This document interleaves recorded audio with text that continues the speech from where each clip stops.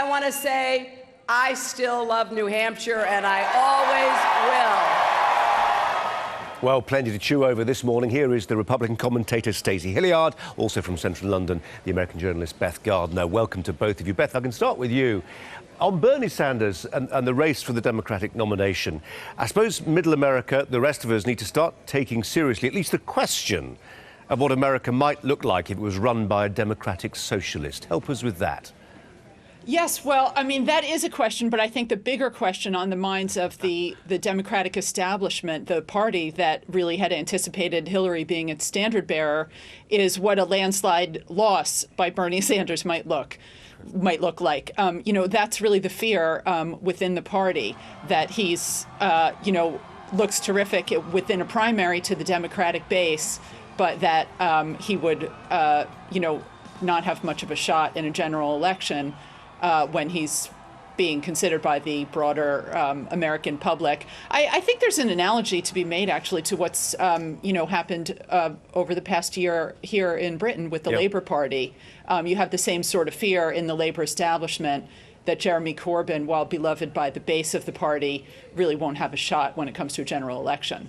Stacey, people might not necessarily agree with what Beth has to say about the degree to which there is an analogy between Corbyn and Sanders. But what is undeniable is that there is something in the wind at the moment politically, both in the UK and America, elsewhere for that matter. Outsiders, not just running campaigns, but something bigger. Movements are the order of the day. Yeah, I think people actually see that they are disillusioned with politics as usual. They're disillusioned with the politicians, they're disillusioned with the policies, and they see that they haven't had their economy improve, they haven't had their income go up, they're not getting new jobs, they see their healthcare suffering, they see their country from a foreign affairs side of things actually losing its leadership and losing its way in the world. And I think that that's why the outsiders are doing so much better, that people kind of feel like things are out of control and they don't feel like the people who are in power currently have that control, so they're looking outside of the normal candidates, the normal leaders, to take that over. Yeah, Stacey, just before we leave that question about Bernie Sanders, what would America look like run by a democratic socialist? Well, I think what you would have is something that really troubles the American public and troubles the Republican Party in particular, where you have more rights going into the federal government, a much larger central government, less rights to the states to determine their own policies and their own way forward. I think you would start seeing us turn more to a welfare culture, and I think that's very damaging for the American dream and the American opportunities. Beth, the flip side of that question, obviously, is what would America look like run by Donald J. Trump? Well, yeah, that is a very interesting question. I mean, Trump is not a very ideologically coherent candidate. You have these very far-right positions that he's taken on issues like immigration, building a wall on the Mexican border, and obviously that very notorious policy position that he took on excluding Muslims from entering the country. But other than that, he's taken positions that are further to the left. It's very hard to know what that would look like. A lot of British viewers and a lot of your readers, maybe not your readers necessarily, a lot of British readers will be surprised at the extent to which he's quite socially liberal. Yeah, in some ways he is, and that's part of what's been troubling to the establishment of the Republican Party. We talked about the Democratic establishment and their displeasure with Sanders, but the Republican establishment, there's a certain feeling that perhaps he's not conservative enough. He's more of a populist. I think something interesting that came out of New Hampshire last night, it's a state with very unusual rules. If you're not affiliated with one or the other party, you can actually turn up on the day at the polls and choose which election you want to vote in. Do you want to help choose the Republican nominee or the Democratic nominee?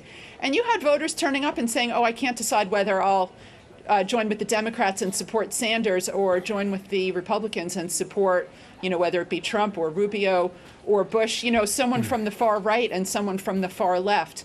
So Trump has really sort of muddied those waters. You were talking about this anger and disaffection that we've been seeing in on both sides of the Atlantic, really. Oh, wow. And Trump is, really indicative of that. He's not a candidate who's a purist ideologically, like some of the Republican base has wanted to see. He's a little bit of a grab bag and, kind of a chest thumper, a strong man taking a really tough line. I'm going to make America great without a lot of specifics. Well, and it's struck a note. It's really appealed to a lot of voters. I tell you what, Stacey, you'll see quite a lot of tub thumping not very far from where you're sitting, over in the chamber of the House of Commons at midday. It's our PMQs. And that's a rough old trade. It reminds me, lots of American viewers used to watch it, didn't they? It was seen as very authentic politics, rough housing. But actually what's really been brought into sharp focus in the last few days is just how rough a trade the primaries is. Look at Marco Rubio. He was being lauded days ago. Then he turns up for this TV debate and makes a colossal hash of it, repeatedly asked questions to which he gave precisely the same 25-second answer. Incapable of thinking on his feet, and he wants to have the nuclear briefcase. You know, it winnows out the chaff.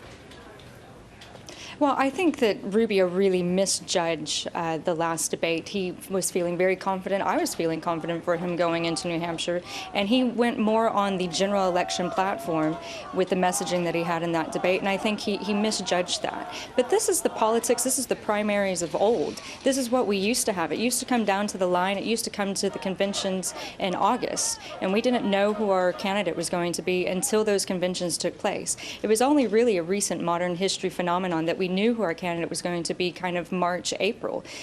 So this is actually the politics of old. Jeb Bush has said it many times. He said, you know, if you think this is difficult now in the primaries, wait till the general election. We really test our candidates through the primaries to make sure that when it comes to the general election that they're truly vetted. So it's going to be interesting when we go into early March, where we have Super Tuesday, the first Tuesday in March, where we have 12 states, 6 of which are southern states, that will all be voting at the same time. And I think that's where we're going to really have the culling of candidates. And Beth, one final thought really on Hillary Clinton. The suggestion is, certainly the speech she gave was quite feisty, but only on being given this very bad result, seen as a bit lacklustre in the campaigning up to then. Suggestion is she goes back to New York now and scratches her head hard and thinks about ways of doing a campaign differently. Does she need to, or is it just the case that actually when she moves to different parts of the states, her traditional base will start to come through? How does Hillary play it from here? Well, I mean, yes, you're right. There's been talk of a campaign shakeup and changing the way things are done. Certainly, it is true that Iowa and New Hampshire demographically were the strongest territory probably for Sanders and 2 of the weakest states for Hillary Clinton.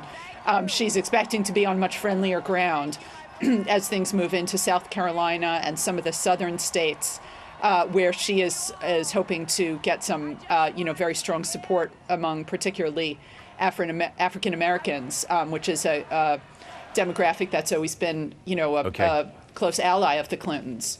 But certainly this was a very tough loss for her. 22 points in New Hampshire, really has to hurt. So I think Sanders has certainly been successful in, pointing up some of the weaknesses of the Clinton candidacy. Okay. Beth and Stacey, thanks both very much indeed. Jay. Thank you. A little bit of breaking